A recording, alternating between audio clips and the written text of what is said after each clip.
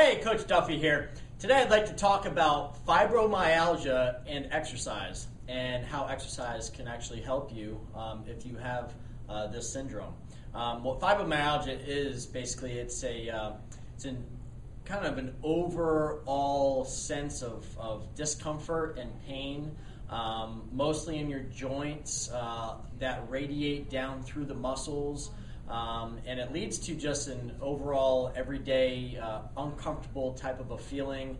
A lot of time with movement, if you aren't physically active, some movement may be a little bit uncomfortable for you. But if you can get yourself into the process of exercising more readily and more consistently, that pain will diminish tremendously.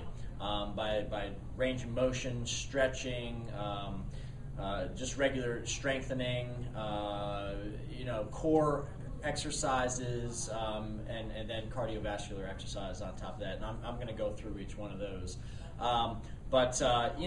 Just I talked about the pain, and it's it's really head to toe for a lot of people, and some days are definitely a lot worse than others.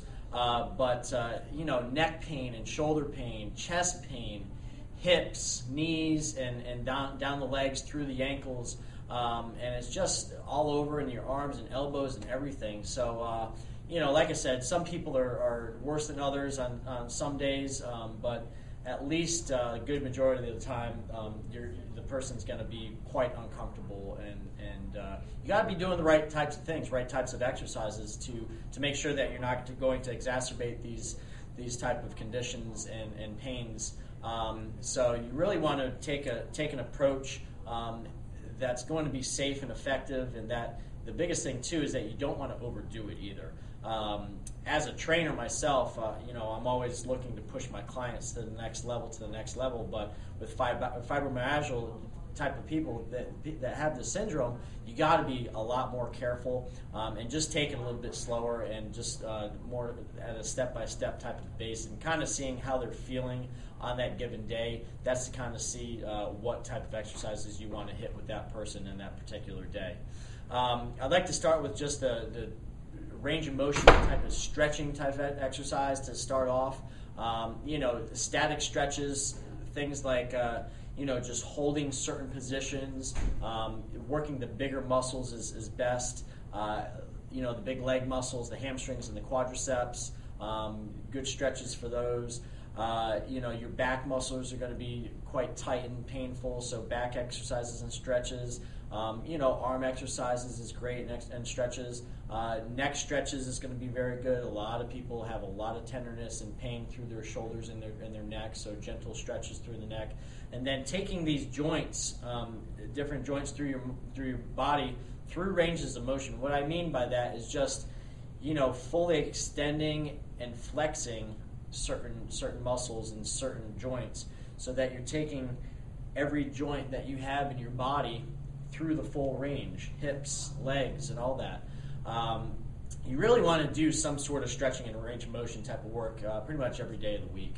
And this is the type of thing that is not going to make you more sore. This is something that's going to relieve that pain and discomfort. So, the second thing is the strengthening aspect of it, strengthening exercises, making sure that you're doing it in a functional manner. And what that means is going through movement-based exercises, not just in a machine to where the machine's going to be doing a lot of the work. So, the movement-based things to where you're walking and reaching and pushing and pulling and changing levels and different things like this that are going to be very beneficial for you. You definitely want to start with body weight type of exercises, no weight whatsoever, just using your own body weight and doing different things. And getting into some lighter weighted type of exercises, even if it's just 1 or 2 or 3 pounds, but doing different ranges of motions for different areas of your body is going to be the best thing for you. And then taking it just a step-by-step planned progression, so that you're not overdoing it, you're not jumping up 10 and 15 pounds at a time, but more like 1 or 2 pounds every time that you want to feel like you are getting stronger and you're getting to your rep range to where it's very manageable. Then you can start increasing your weight just slowly and just by a little bit. Core strengthening is all part of that strengthening process. The core is the whole center of your body, the core obviously, but you want to make that part of your strengthening routine. So not doing direct, just straight abdominal exercises and crunches and sit-ups and things like that. That's not going to be beneficial for someone that has this syndrome. You want to really get into doing the core exercises within all of your other exercises that you're doing and your strengthening exercises. Make it functional, and this is something that you want to do. The strengthening exercises and the core exercises, you want to do this 3 to 5 times a week. Definitely giving your body every couple days to kind of heal and repair and to recover. That's the best way to go about it. Increase your repetitions as you go.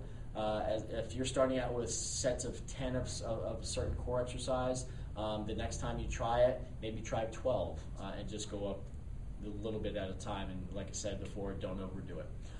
The last piece of the puzzle is to really get the cardiovascular and endurance side of things going. And you don't want to look to doing much running, if at all, ever. That's just going to make your joints ache even more. You want to do less impact type of exercises for your cardio, such as biking, swimming, walking is going to be great. Things like that, things where you're not really pounding away at your joints and really aggravating your muscles and your joints in that regard. Make sure you're getting a proper warm-up with that. Make sure you do your stretches beforehand and afterwards. You may want to talk to your trainer or doctor to figure out the right heart rate zone to stay at. That's going to be very important that you're not overdoing your heart rate as well, especially if you're not used to doing cardiovascular type of work. This is something that you should be doing 4 to 5 times a week. Again, not overexerting yourself, but just moving, getting those muscles moving, getting your internal temperature up, and just getting that exercise that way. Start out with a moderate time frame as far as the length of time that you want to do your cardio for. Even if it's 10 minutes to start, great. At least you're doing something, And then as you progress through the weeks, increase your time by a little bit, and from day by day, you're going to be feeling a little bit better and better, hopefully. And then on the days that you do feel better, do a little bit more, but don't overdo it because the next day you'll be sorry. But just progressively progress yourself. It's a good way to put it. But you take all these things and start out just a little bit at a time and do progress yourself. Feel your body, feel how you're reacting to these different exercises. Some things may be too much for you, some things not enough, so just listen to your body. Make sure you take the time to recover as well. All right, thank you.